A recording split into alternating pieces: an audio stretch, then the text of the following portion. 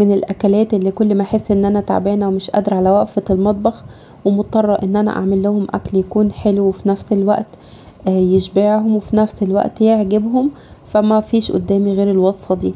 عايزه اقول لكم سهله وسريعه وما بتاخدش وقت، وكمان بتبقى في حله واحده، يعني ولا كركبه مواعين ولا بهدله مطبخ ولا اي حاجه. وكمان بتفكرني بالاكل السعودي، حاجه كده شبيهه للكبسه بس ليها طعم وشكل ومذاق مختلف. ندخل على الفيديو بتاعنا، بس قبل ما نبتدي الفيديو كده نصلي على المصطفى صلى الله عليه وسلم، وما تنسيش تحطي اللايك.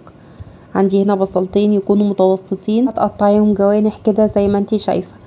طبعا براحتك، عايزة تقطعيهم قطع صغيرة براحتك خالص. انا بصراحة قطعتهم بالحجم ده عشان يبقوا سهل معايا ان انا ارفعهم من الشوربة بتاعتهم، وفي نفس الوقت لما يتكرملوا كده يبقى حجمهم حلو، ما يتحرقوش معايا بسهولة.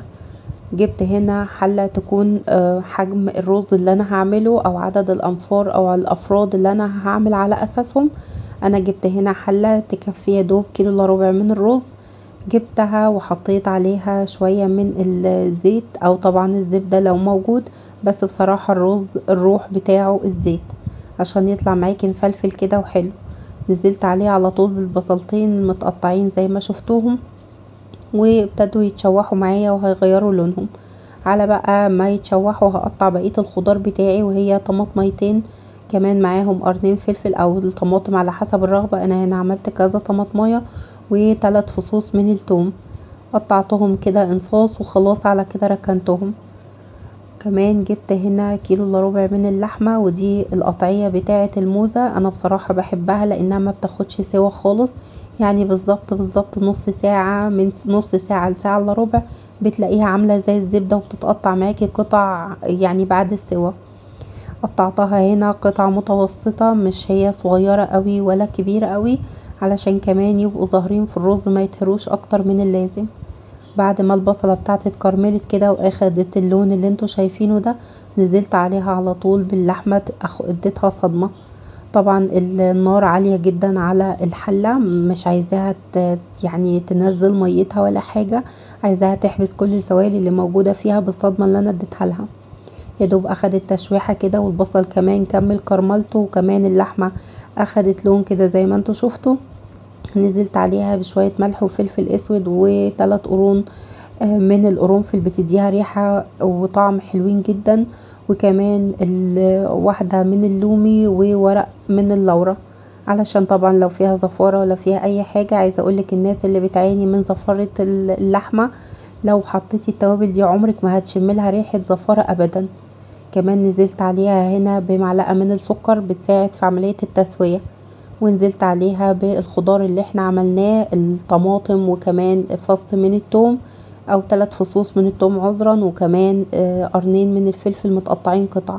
بالظبط اخدت نص ساعة، لان قطعية اللحمة دي بتبقى ما بتاخدش وقت خالص في السوا، وكمان علشان اللحمة اللي انا جايباها صغيرة، ما هياش عجل كبير او يعني سنه كبير بياخد وقت. يا دوب اخدت النص ساعة، وابتديت اطلع هنا القطع بتاعة اللحمة وكمان القطع بتاعة الخضار. وطبعا على حسب بقى، انا ما طلعتش قطع الخضار كلها، انا ابتديت يعني اصفي كده اللي ظاهر قوي قوي الحجم الكبير منها. وفي نفس الحلة نزلت بكمية الرز بتاعتي بعد ما غسلته طبعا وصفيته كويس جدا. شلت كمية الشوربة المناسبة اللي تكون مثلا على قد شوية الرز اللي حطاهم، وكمان بقية المرقة بتاعتي حطيتها في طبق كده مع قطع من اللحمة عشان هتتقدم معاها.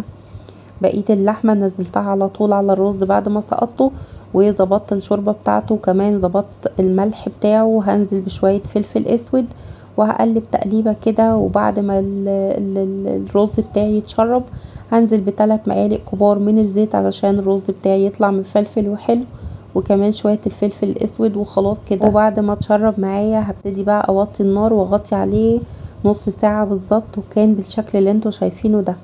حاجة كده تحفة ما شاء الله، اللهم بارك. رز طعمه حلو جدا، شارب من المرقة بتاعة اللحمة وقطع اللحمة فيه.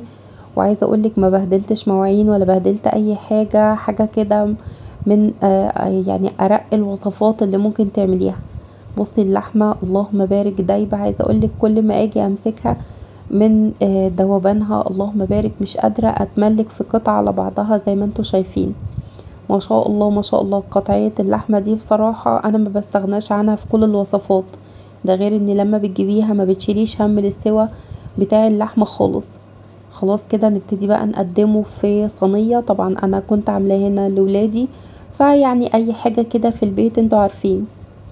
جبت الصينية البايركس دي وابتديت اغرف فيها. اللهم بارك، الرز مفلفل وتحفة، بسم الله ما شاء الله اللهم بارك. وقطع اللحمة كده زي ما انتوا شايفين هتبتدي بقى تحطيها على الوش. والحلو بقى في الوصفة دي ان ممكن تضيفي له الصوص بتاع صوص الباربيكيو، بيبقى حلو قوي قوي مع الرز ده. طبعا لو عايزة تعملي مثلا طبق بامية او طبق ملوخية بيبقى برضو حلو جدا جدا معاها، بس انا مبفضلش ان يتعمل معاه طبيخ احمر او اي خضار احمر. ممكن اي حاجة سوتيه برضو بتبقى تحفة. طبعا انا خليت هنا كام قطعة من اللحمة بيحبوها مسلوقة بالشوربة او بالمرقة بتاعتها، بتبقى تحفة جدا. اكل بسيط قوي وينفع لاكلة اول يوم العيد، بتبقى حلوة قوي قوي. طبعا الاحتفالا بعيد الاضحى بيبقى لحمة.